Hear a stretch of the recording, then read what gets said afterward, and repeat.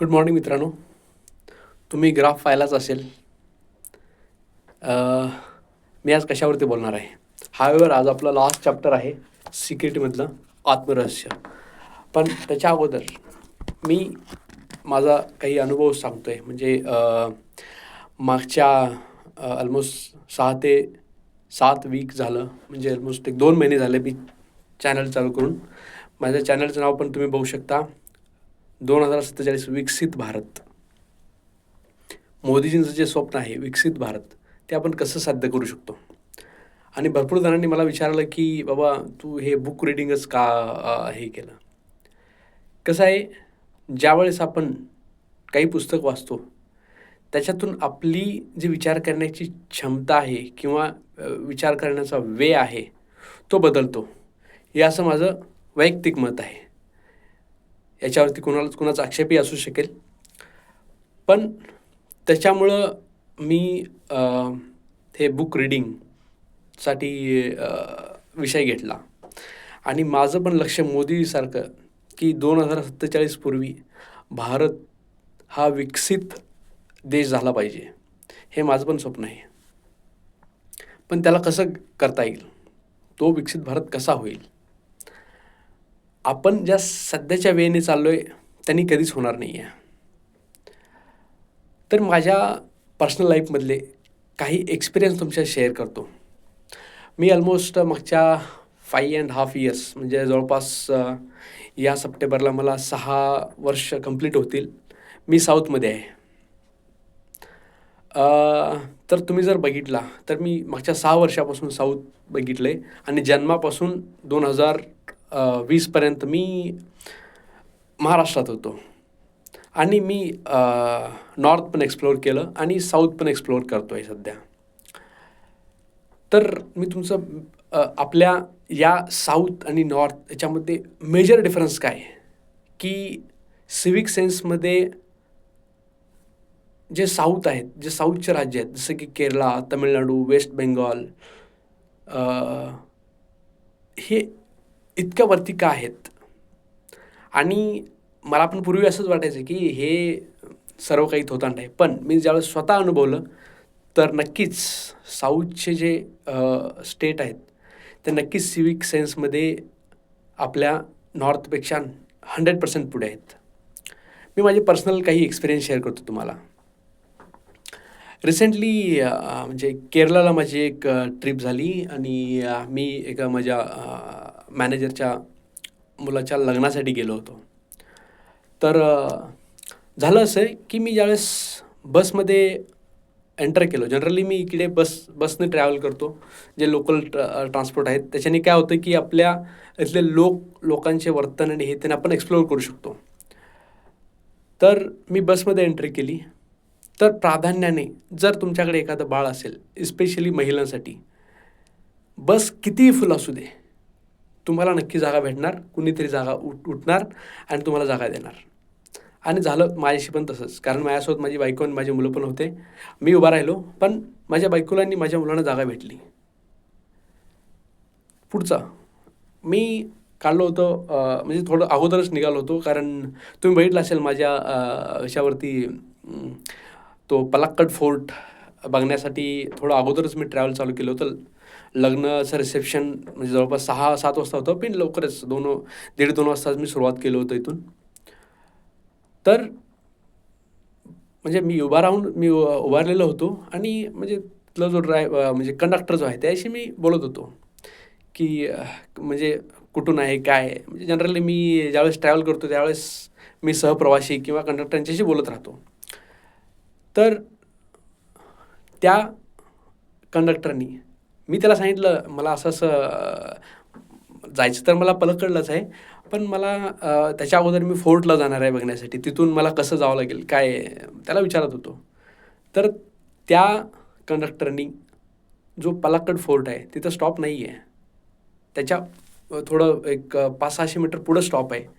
त्यांनी बस तिथे थांबवली आणि मला तिथे ड्रॉप केलं की बाबा हा माणूस बाहेर राज्याचा आहे, म्हणजे इथलं काही त्याला माहिती नाही आहे, पण त्यांनी तिथं बस स्टॉप केली आणि मला तिथं ड्रॉप केलं. कुठं? पलक्कड फोर्टला. आपल्या इथं असतं, मी स्वतः अनुभवलं आहे, आपल्या इथं जर आपल्या स्टेट ट्रान्सपोर्टचे जर तिथं कंडक्टर राहिले असते, तुम्हाला 100 मीटर जरी ते असेल, ते थांबू केलं नसतं तिथं. तर मित्रांनो, हा मेजर डिफरन्स आहे. त्याच्यानंतर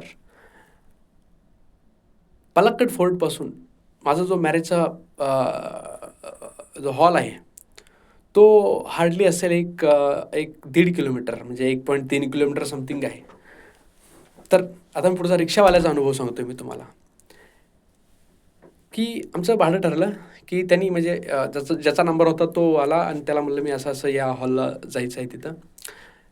तर त्या त्या मागच्या रिक्षावाल्याला विचारलं किती लांब आहे, तो म्हणला काहीतरी असेल 1.5-2 किलोमीटर असेल असं त्यांनी सांगितलं. मी पण म्हणजे ऑनलाईन बघितलं होतं 1.3 किलोमीटर वगैरे काहीतरी होतं. तर त्यांनी ₹50 भाडं फिक्स केलं. ₹50 भाडं फिक्स केलं आणि तो घेऊन गेला. आणि त्यावेळी ड्रॉप केलं, मी त्याला ₹50 दिले. तो परत परत त्यांनी मला ₹10 रिटर्न केले. म्हणलं वाय? तर म्हणलं no, this is very near, so that is what this ₹10 will be extra. मी हाईप झालो, म्हणलं ₹50 आपले ठरलेले आहेत आणि तू घे ₹50. नाही नाही नाही, म्हणजे खूपच जवळ वाटतंय मला. मला वाटलं 2 किलोमीटर आहे, पण ते 2 किलोमीटर नाही आहे. आणि त्यांनी ₹10 मला अक्षरशः परत केले. मला अजब वाटलं. म्हणजे आपल्याकडे तुम्ही हे करूच शकत नाही. मी म्हणजे माझ्या लग्नानंतर जवळपास 16-17 मी नॉर्थ एक्सप्लोअर करण्यासाठी गेलो होतो. म्हणजे ताजमहल, लाल किल्ला, दिल्ली फिरण्यासाठी गेलो. तिथला एक एक्सपिरियन्स सांगतो मी. मी स्टेशनपासून काहीतरी असेल एक 1.5-2 किलोमीटर काहीतरी तिथलं पण हे असेल. तर त्यांनी त्या रिक्षावाल्याने मला सांगितले ₹250. किती? ₹250.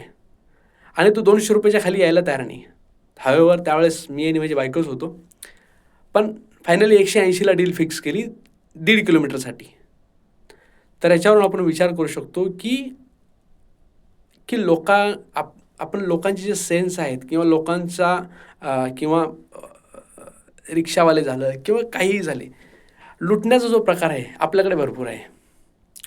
कुठं हा तो ₹50 भाडं फिक्स करून परत ₹10 देणार तो रिक्षावाला, आणि कुठं म्हणजे 1.5 किलोमीटरसाठी ₹250 सांगणार तो रिक्षावाला. यांच्यातले तुम्ही मानसिकता तुम्ही हे करू शकतो. तो माणूस म्हणजे जो साऊथचा म्हणजे नॉर्थचा जो माणूस आहे, तो रिक्षावाला जो आहे, तो मला 100 घेऊ शकला असता. 1.5-2 किलोमीटर किती आहे? ही गोष्ट आहे 2016-17ची. 2016-17ची आणि आपण आहे आता 2026मध्ये. तर असं ही लोकांची मानसिकता आहे. म्हणजे जो डिफरन्स आहे नॉर्थ इंडिया आणि साऊथ इंडियाच्या लोकांची मानसिकतेची, तुम्हाला हे सांगतोय मी. आता पुढे स्वच्छतामध्ये केरला, तामिळनाडू आणि इस्पेशली त्यातल्या ज्या टुरिस्ट प्लेस आहेत, तुम्ही कम्पॅरिझ करू शकत नाही की इथले जे टुरिस्ट प्लेस यांनी मेंटेन ठेवलेत एकदम क्लिअर, नीट, स्वच्छ, तुम्ही कम्पॅरिझ करू शकत नाही. आणि अपोजिट साईड तुम्ही बघा, अक्षरशः ताजमहलच्या थोडं समोर जावा तुम्हाला अक्षरशः कचऱ्याचे ढिगं दिसतील. आणि मी जनरली दर्गाला मानत नाही आहे. मी म्हणजे लग्नानंतर सहज म्हणजे असं फिरण्यासाठी म्हणून गेलो होतो. अजमेर शरीफचे दर्गा जे इतके म्हणजे पवित्र आहे असे म्हणतात, मुस्लिममध्ये म्हणतात की इतकं पवित्र आहे. मी अक्षरशः मला किळस आली होती तिथं. म्हणजे ज्यावेळेस त्या सिटीमध्ये ज्यावेळेस त्याच्यासमोरून ज्यावेळेस एंट्री केली, तर माझी बायको म्हणली, हे अजमेरचं दर्गा आहे. तुम्ही विचार नाही करू शकत, इतकी घाणेरडी आणि वास पण तसाच, तुम्ही विचारच करू शकत नाही. आणि कम्पॅरिझन करण्याचं रिझन हे आहे की मी जो चार्ट लावला आहे तुम्ही बघू शकता की का नॉर्थचे स्टेट सिविक सेन्समध्ये एकदम खाली आहेत आणि का केरळाचे म्हणजे सिविक सेन्स इतका वरच्या लेवलला आहे. याचा मेन डिफरन्स तुम्हाला मी सांगतो आहे. पुढचा एक्सपिरियन्स सांगतो आहे. माझा म्हणजे इथं ॲक्सिडेंट झाला होता. एक टर्न होता, त्या टर्नवरून एक मोठी लॉरी जात होती, पण ती स्लो होती. त्यामुळं मी राईट घेऊन मला म्हणजे माझ्या राईटकडून माझ्या घराकडे मला जायचं होतं. तिकडून एक 2 व्हीलर आला, तो याच्यावरती होता म्हणजे काहीतरी बुलेटवरती होता. तो आला, म्हणजे त्यांनी मला पाहिलं नाही, मी त्याला पाहिलं नाही, त्यांनी मला धडक दिली. तर पडलो मी पण पडलो, तो पण पडला.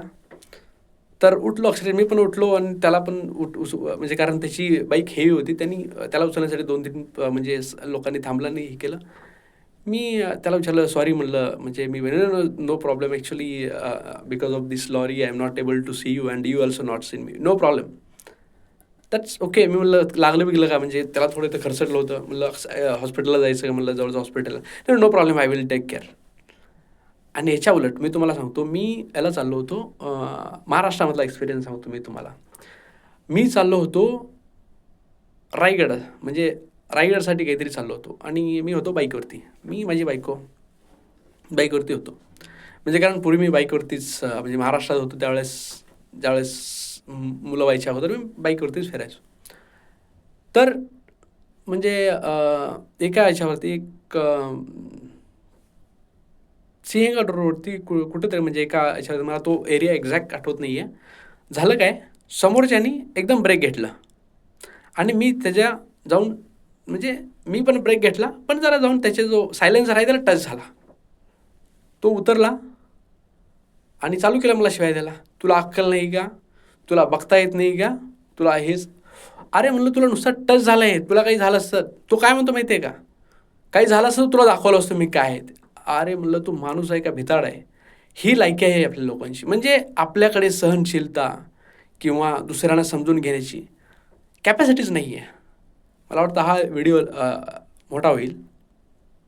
पण कारण आज आपलं हे बुक संपणार आहे. त्यानंतर पुढचं बुक घ्यायचा माझा विचार आहे. पण त्याच्या अगोदर मला काही भरपूर कमेंट्स आले. म्हणजे आता इथले लोक जे मला म्हणतात, की "अरे तू ते बुक काय वाचतोय? मला काही कळत नाही. कारण आम्हाला काही कळत नाही आहे. मराठीमध्ये म्हणजे ते काही कळत नाही. ते बुक तू इंग्लिशमध्ये हे करतो का?" आणि आपल्याकडचे माझे काही जवळचे मित्र मला मेसेज करतात, "तू काय लावला हे? लोकांना सगळं माहिती आहे आणि आम्ही तुला का लाईक कमेंट का करू? तू पैसे कमवशील."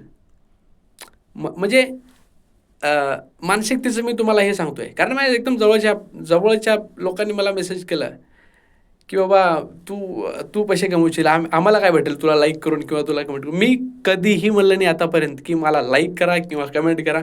तुम्ही सगळे व्हिडिओ बघू शकता. कारण हा माझा एक मला वाटतं, की बाबा बुक रीड केलं तर माणसाची विचार करण्याची क्षमता बदलते. त्याच्यामुळं मी म्हटलं, की बाबा हे तुम्ही पूर्ण माझे व्हिडिओ बघू शकता. मी कुठंच म्हणलं नाही, की माझ्या ह्याला सबस्क्राईब करा किंवा माझ्या ह्याला लाईक करा. मी कुठंच म्हणलं नाही आणि म्हणणार पण नाही. कारण ज्यांना वाटतं, की याच्याने फायदा होईल, ते सबस्क्राईब करतील. ज्यांना वाटत असेल, की नाही हे सगळं टाईमपास आहे, नो प्रॉब्लेम. मला काही त्याच्यानी हे नाही आहे, मला काही त्याचं दुःख नाही आहे. अजून एक इन्सिडेंट सांगतो मी तुम्हाला. म्हणजे मी उटीला चाललो होतो, म्हणजे बसमध्येच होतो मी. अजून एक इन्सिडेंट म्हणजे लोक इथं एक दुसऱ्यांचं किती काळजी करतात ते. आय थिंक जे कोणी केरळला आले असतील किंवा उटीला आले असतील त्यांना माहिती आहे तिथं हेअर बेंड आहे. मी बसमध्ये होतो. झालं असं की एक टू व्हीलरवाला त्याच्या बायकोसोबत होता. म्हणजे त्याच्यावरती साहजिकच जे बेंडचा जो चढ राहतो तिथं साहजिकच आपली स्पीड कमी होते. बसची असो किंवा टू व्हीलर असो. झालं असं की जो टू व्हीलरवर चालला होता की त्याचा मोसम कट झाला. मोसम कट झाला त्याची बाईक तो मागे येऊ लागला. अक्षरशः माझ्या बसचा जो कंडक्टर होता त्याने त्यानं खाली उडी मारली आणि त्याला मागून पुश केलं त्या ह्याला. म्हणजे तो जो बाईकवाला आहे त्याला मागून जाऊन पुश केलं बसमधून उतरून. तर इथं लोक जे एकमेकांची भरपूर काळजी घेतात. कारण जर त्याला मागून पुश नाही भेटला असता आणि जर तो मागे गेला असता तर त्याच्याकडे त्या म्हणजे बाईकवरचा जो माणूस होता त्याकडे एक छोटं बाळ होतं. तर खूप मोठा ॲक्सिडेंट झाला असता किंवा कारण हेअर बेंडवरती तुम्ही एकदा तुमचा मोसम कट झाला, तुम्ही मागे आणि स्पेशली टू व्हीलरवरती तुम्ही रोखू शकत नाही गाडी. तर हा एक इन्सिडेंट मला म्हणजे अजब वाटलं. म्हणजे अजब नाही म्हणजे ही तर नॉर्मल आहे. म्हणजे एकमेकांना जे हेल्प करायची जी मानसिकता आहे ते नॉर्मल आहे एकदम. क्लिननेस तर तुम्हाला बोललोच मी, की क्लिननेस इथं आणि स्पेशली टुरिस्ट प्लेस. तुम्ही येऊन बघा टुरिस्ट प्लेस. खरंच क्लिनलीनेसच्या बाबतीत यांचा आपण नादच करू शकत नाही. पुढचा गव्हर्नमेंट. आता आपण म्हणतो की गव्हर्नमेंटचे ऑफिस कसे असतील इथले. तर झालं असं की मी जिथं राहतो तिथले स्ट्रीट लाईट म्हणजे एक बंद होते, म्हणजे 2-3 आठवडे बंद. मी पण म्हणजे लक्ष केलं नाही. जे स्ट्रीट लाईट जे आहे तिथले बंद होते. तर मी कंप्लेंट केली. मी कुठला? महाराष्ट्राचा. माझं इथलं आधार कार्ड नाही, काही नाही. फक्त मोबाईलवरून मी कंप्लेंट केली की इथले 3 जे पोल्स आहेत, स्ट्रीट लाईट बंद आहेत. पुढच्या दिवशी मला कॉल आला, म्हणजे मी आज कंप्लेंट केली. पुढच्या दिवशी मला कॉल आला की येत्या गुरुवारी तिथलं लाईटचं शटडाऊन आहे आणि त्यावेळेस आपण त्याला रिपेअर करू, तोपर्यंत तुम्ही बिअर करा. कारण इमिडिएटली दुसऱ्या दिवशी मला कॉल आला आणि गुरुवारी त्यांनी येऊन सगळे तिथले बल्ब चेंज केले. हे तुम्ही आपल्या महाराष्ट्रात विचारच करू शकत नाही. इवन मी महाराष्ट्राचा आहे, तर गव्हर्नमेंटसुद्धा असं, म्हणजे गव्हर्नमेंट ऑफिस पण असे काम करतात. रिसेंटली एक इन्सिडेंट झाला माझ्याशी. गॅस लीक होत होतं माझ्या इथे. म्हणजे जे गॅस मी नवीन टाकी काढली, तर माझी चूक होती ती, कारण मी ज्यावेळेस घेताना त्याला चेक नाही केलं आणि ते असंच घेतलं मी. आणि ज्यावेळेस मी लावत होतो त्यावेळेस त्यातून लीक येत होतं, म्हणजे डायरेक्ट बाहेर लीक येत होतं. मी कंप्लेंट केली, म्हणजे जे ऑनलाईन जे पोर्टल आहे त्याच्यावरती फोन करून कंप्लेंट केलं. प्रत्येक 5 मिनिटाला ते मला कॉल करायचे, सर तुम्ही घर वॅकेट करा, बाहेर थांबा आणि ते कॅप लावून ठेवा. जर तुम्हाला लावायची जर भीती वाटत असेल तर तुम्ही ते राहू द्या, तुम्ही फक्त बाहेर या, लाईट बिटकायचं. प्रत्येक 5 मिनिटाला ते मला कॉल करायचे, प्रत्येक 5 मिनिटाला. आणि पुढच्या अर्ध्या तासात त्यांचा माणूस माझ्या घरी होता लीक अरेस्ट करण्यासाठी. त्याने लीक अरेस्ट नाही केलं, त्याने डायरेक्ट तो मला हे टाकी प्रॉब्लेम आहे ॲक्च्युली, तुम्ही घेताना चेक करून घ्यायला पाहिजे होतं, पण हवेवर मला त्यांनी म्हणजे पुढच्या 1 तासामध्ये दुसरी टाकी मला त्याने आणून दिली. ही गोष्ट तुम्ही महाराष्ट्रामध्ये विचारच करू शकत नाही. हा मेजर डिफरन्स आहे. म्हणजे लोक एक दुसऱ्यांची जी काळजी घेतात किंवा एक दुसऱ्याविषयी जो आदर आहे किंवा एक माणुसकी म्हणून जे काळजी घेतात, तुम्ही नॉर्थमध्ये बघू शकत नाही. नॉर्थमध्ये छोट्या छोट्या गोष्टीसाठी हमरातुमरीवरती डायरेक्ट लोक. तर मित्रांनो, असं हे मेजर डिफरन्स मी स्वतः अनुभवलं आहे. जे कुणी म्हणजे आपल्याकडचे जे कुणी जर केरला किंवा तामिळनाडू इकडे जर एक्सप्लोअर केलं असेल, त्यांचे तुम्ही कमेंट, म्हणजे तुमचे अनुभव तुम्ही कमेंटमध्ये शेअर करू शकता. हे माझं जर चुकीचं असेल तर मित्रांनो, मला सांगायचं हेच होतं की हे जे मी सुरू केले, हे म्हणजे लोकांना आजकाल वाचण्यासाठी किंवा हे करण्यासाठी वेळ नाही. म्हणजे ॲटलिस्ट जे लोक आहेत ते आपण ऐकू तरी शकतो, कारण मोबाईलमध्ये भरपूर आज जनता मोबाईलमध्येच आहे. तर त्याच्यासाठी मी म्हटलं, चला आपण काही मोदींच्या विकसित भारतामध्ये काही जर खारीचा वाटा जर उचलू शकत असो तर उचलू. त्यामुळे हा चॅनल करण्याचा प्युअर माझा उद्देश हाच की लोकांनी आपल्या स्वतःच्या याच्यावरती विचार करायला पाहिजे, एक दुसऱ्यांचे आदर करायला पाहिजे. तर ठीक आहे मित्रांनो, तर आज आपण लास्ट चॅप्टर जो आहे, जो सिक्रेटमधील रहस्य, त्याच्यातला लास्ट चॅप्टर आहे जीवनाचं रहस्य. जीवनाचं रहस्य काय आहे, तर त्याची समरी वाचणार आहोत, कारण हा चॅप्टर एवढा मोठा नाही आहे. तुमच्या जीवनाचा फलक आपल्या मनपसंत गोष्टींनी भरून टाकण्याची संधी तुमच्यापाशी नेहमीच उपलब्ध राहते. तुम्ही आत्ता जो विचार करताय त्याचं फळ तुम्हाला नक्कीच 15 दिवस झालं, 20 दिवस किंवा 1 महिन्यानंतर भेटणार. आपण जो आज विचार करतो तर त्याचा 1 महिना, 2 महिने किंवा त्याच्यानंतर आपण आपल्याशी, ब्रह्मांडाशी आपली कनेक्टिव्हिटी किती आहे त्याच्यावरती ते डिपेंड करतं. आणि ती नेहमीच आपल्याशी उपलब्ध राहते. आज या क्षणाला मला कसं वाटतंय? चांगलं वाटतंय, वाईट वाटतंय? चांगलं वाटून घ्या. अनुभव म्हणजे असं फील करा की इवन तुम्हाला जर चांगलं वाटत नसेल तर तुम्ही चांगल्या, म्हणजे असं फील करा की मला चांगलं वाटतंय. तुम्हाला एकच गोष्ट करावीची आहे आणि ती म्हणजे या क्षणिक सकारात्मक भावना अनुभवा. तुम्ही सकारात्मकपणा अनुभवा. जसं आपण पैशाच्या चॅप्टरमध्ये म्हणलं की तुमच्याकडे पैसे नसतील, नो प्रॉब्लेम. तुम्ही त्या दृष्टिकोनातून विचार तरी करा की बाबा मी जर असं विचार करा मी करोडपती आहे. करोडपती असल्यानंतर माझ्याकडे काय काय असेल या गोष्टी अनुभवा. कार असेल तुमच्याकडे, अनुभवा तुम्ही की बाबा मी कार ड्राईव्ह करतोय, अनुभवा, नो प्रॉब्लेम. तुम्ही तुमच्या आंतरिक शक्तींचा जितका अधिक उपयोग करू लागाल तितकी अधिक शक्ती तुमच्याकडे आकर्षित होईल. आपल्या भव्यतेला आलिंगन देण्याची हीच वेळ आहे. म्हणजे आपण इतके महान आहोत काय, तर त्याला तुम्ही अनुभवा. स्वतःशी आलिंगन द्या, स्वतःची कवटाळा, स्वतःला प्रेम करा, स्वतःच्या शरीरावरती प्रेम करा. आपण आता एक वैभवशाली युगात आहोत जेव्हा तुम्ही सीमित करणाऱ्या तुमच्या मर्यादा आणणाऱ्या विचारांना मनातून काढून टाकाल, तेव्हा सृजनाच्या प्रत्येक क्षेत्रात मानवतेच्या खऱ्या भव्यतेचा अनुभव येईल.